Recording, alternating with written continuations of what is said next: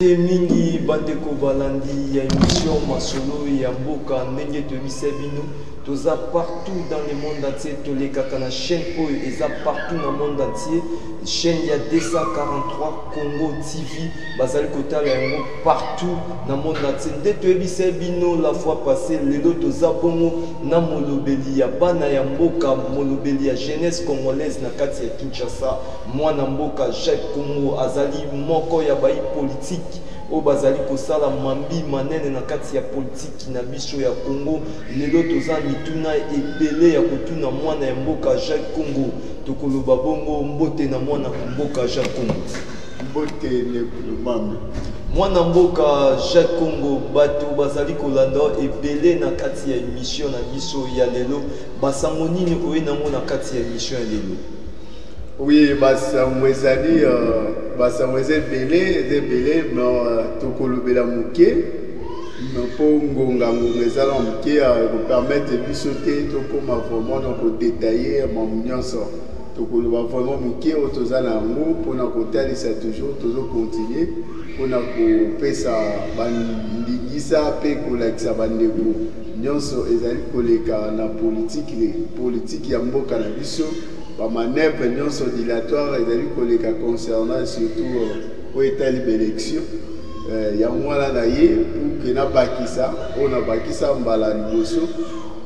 tobakisa tokosola vraiment moke mingi eza te mpona lelo mwana mboka Jacques Congo bai politique ya mboka ou bien peuple congolais alingi ayeba soki ozali bai ya lisanga ya politique nini mwana mboka Jacques Congo. Merci vraiment question tout na ngai ya mingi la question na répondaka vraiment na mukuse ke naza mutu ya parti politique mon côté nazali jeune oyo nazosala ba analyse na esiko na bandi concernant politique ya mboka ndenge ezali kotambolela vraiment ba analyse ezali eza ebele tokolobela yango na ntango koma ya koepesemeli biso mwana mboka Jacques Congo bai politique oyo ya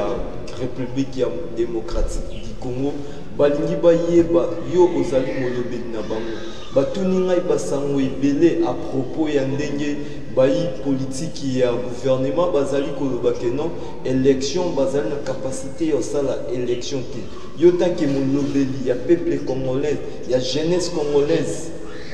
oko expliquer bango nini mwana mboka Jacques Congo. Oui, balobeli l'élection yango ezali nano ezali kotoucher mutu nyonso na Congo partout azali ezala mwana moke azozela peut-être solution ezwama na alternance politique oyo ezali se dérouler na niveau ya lelo échanger à partir ya baélection mais malheureusement baélection ekozala te pour preuve du contraire parce que au moins bandeko bazana na kobosa na bandeko na ngai bisika bozwami na yebisa bino ete élection ekozala ata mokete et d'ailleurs eza risquant l'élection oyo tozozela peut-être que même ba proposition oyo ezali na nzela bazali koproposer mpona konommer premier ministre après Tibala boboyoka ye que l'élection peut-être après 3 ans ou 4 ans et par là peut-être ils ont une structure moko naba oyo bazoko planifier ok ceux qui vont engager l'élection au lieu que vous allez 5 ans peut-être au commatin à niveau il y a président César Kanaba 7 ans donc ils ont mingi donc moi kolobela zate mwana mboka Jacques Congo bai politique ya mboka ya Kinshasa peuple congolais balobi yo ozali molobeli ya peuple congolais toyokaki basango ke non gouvernement est proposé rassemblement ou bien gouvernement ya 11e rue limité balobaki ke non président na bango Félix Tshisekedi azana besoin akoma premier ministre tant que yo molobeli ya peuple congolais éclaircir bango eza vrai ou eza faux éclaircir peuple congolais bazolanda. Oui, eloko na ko éclaircir bandeko na ngai toza vraiment naza congolais de cœur d'ailleurs. Naza congolais de cœur na ko éclaircir bino koloba ke tozwana no ndakisa oyo elekaki na 2016 avant tout comme on a date il y a le 19 décembre où il là qui que le président de la République Atika Bokonzi naye mutu soit remplacé et ça là qui des stratégies ni où ça là qui utilisé c'est le même propagande ou opposition na biso ou soit en disant baza pour un service il y a peuple congolais bakende qui peut se réunir pour créer rassemblement wana ti lelo boye rassemblement wana tala fruit o epesi biso parce que rassemblement mutesala que peuple congolais o azalaki na kanda o azalaki na posa ya kotelema mpona kosilisa pouvoir oyo ezali kokonza bato lelo na dictature oyo tozali komona ya sous-police soit en disant toi la démocratie mais or par rapport ya application ya démocratie tozomona dictature ezalaki rassemblement wana nde esali ke ekita peuple congolais ono tokende todialogue base réunion bayembango bayozonga na Kinshasa bayebisi biso tosangani tokomi bumoko alors nde tokomi bumoko tozoganye bato majorité mais or ezalaki vraiment na intérêt moko boye bakendelaki par là to analyser non to analyser rassemblement tongo ekendaki nani azalaki organisateur et nani azalaki financier ya nini il y a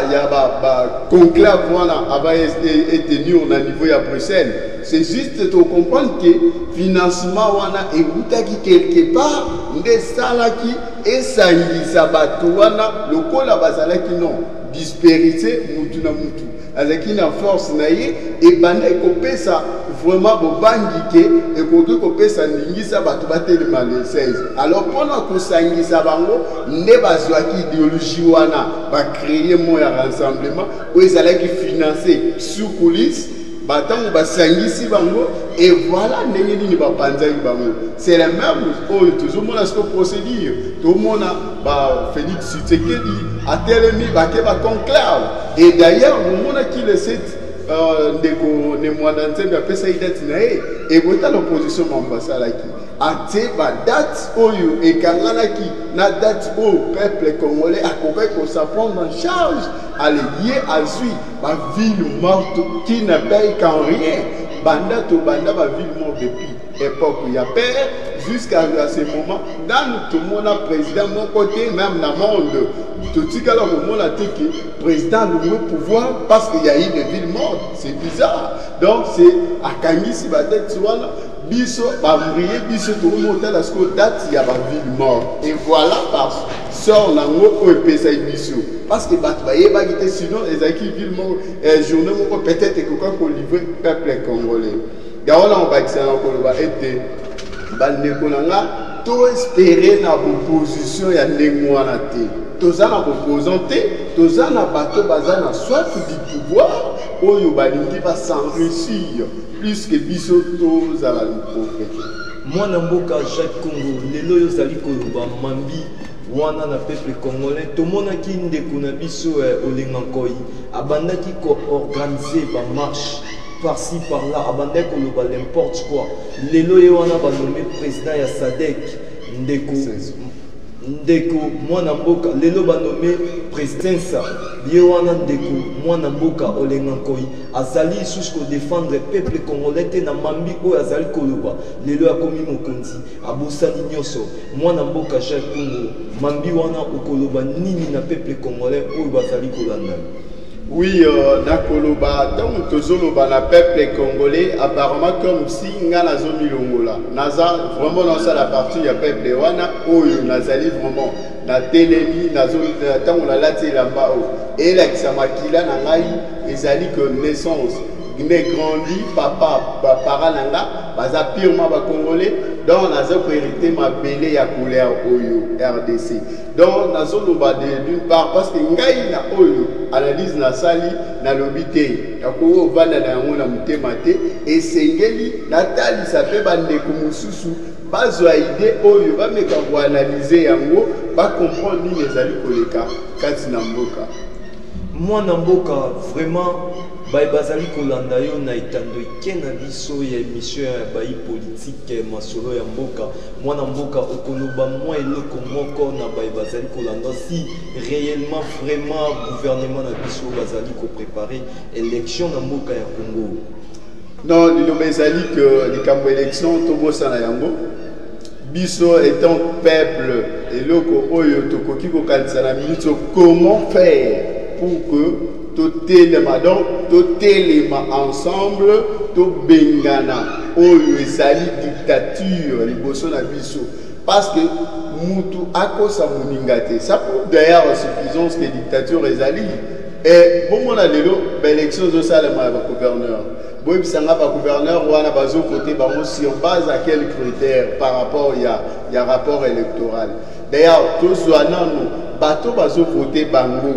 Faut bazala pas va voter ba gouverneur par la député provinciaux. Et maintenant ba député wana bazé élu wapi. Au mandat na bango ici là. Mais ba yo voter bato bazo pesa mandat. Donc on a que les autres ça la passe. Tant on a analysé et ça dit la formalité au bazo remplir pour battre déjà calme place wana non tout ça mutu wana faut te poser wana parce que ceux qui va meki côté les yo salini au télémi c'est sur base wana na un peuple congolais et seigneur biso to ça prendre en charge par rapport ya mo oyo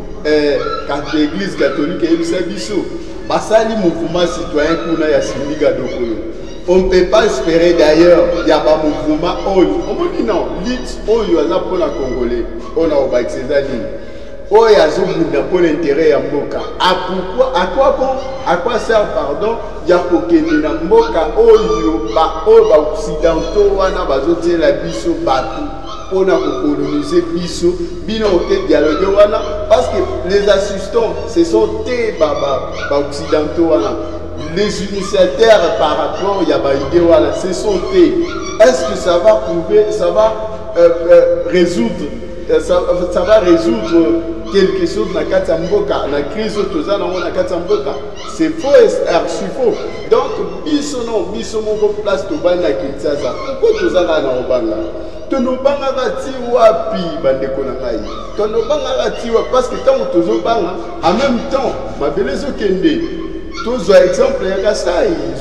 s'il te plaît, mes chers amis. Nakasai, kuna mabele kei. Ce que le moins Nakasai, ni nezaïe comme un abandonné qui tient ça, va au moins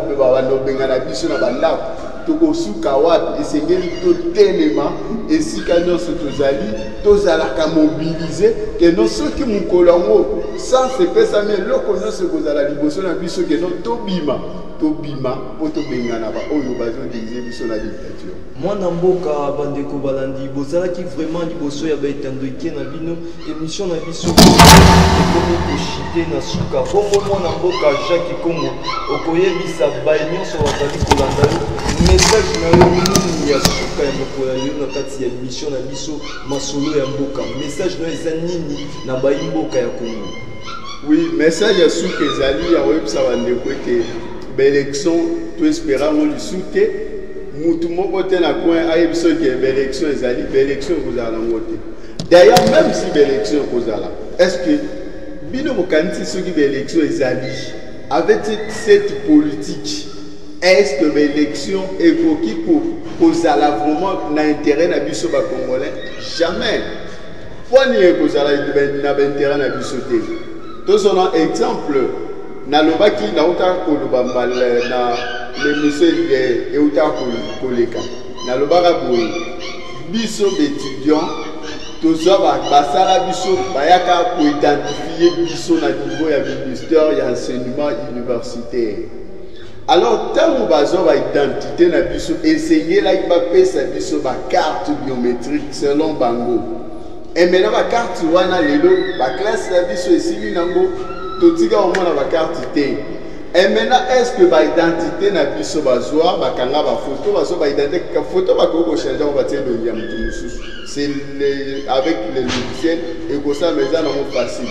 Alors est-ce que ba identité na biso o bazwa na ba institut nyonso na ba université nyonso bo bisanga ba identité wana kenda wapi et des fois après ça quelque part batie bato wana boyoka bato wana va voter na province moko boye au nord province telle va voter autant de personnes tant va pesa bino chiffre a na seni a publier chiffre bato va s'enrôler va repesa bino ba chiffre moko et les cas on va tout ajouter et maintenant on va qu'il élection bato wana va voter pour nani. C'est ça où vous avez déjà l'idée que l'élection est à la tête, qui est ticali, et que vous allez prendre l'intérêt à la Congolais. Et que vous avez un ici, vous avez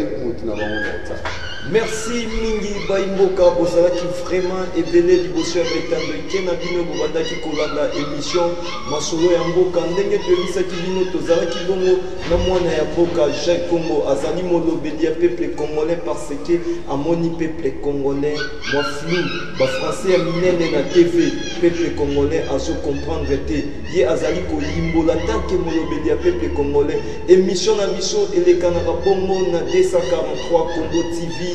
bazali mingi na banzela ya basinga ya internet ya ba réseaux sociaux na ndeko na biso Mireille Mutingi ya combatante ya makasi na niveau ya États-Unis alandaka émission bongo to bosanité mutu asimbaki bilili trikilingunzu ye mutu asimbaki bilili bongo ozala député ozala pasteur ozala ministre tozo beto bele masolo ya mboka benga biso na numéro na biso ya contact ezali bongo affiché liboso ya tando ikena yo partout na monde entier benga biso to ko rejoindre to sola masolo ya mboka ozala pasteur ozala ministre ozala président de la république gouverneur de la ville benga biso to ko solola masolo oyo etali mboka totandi kombo ya moto te tozali ko beta masolo ya politique tokutani bongo mbala ya sima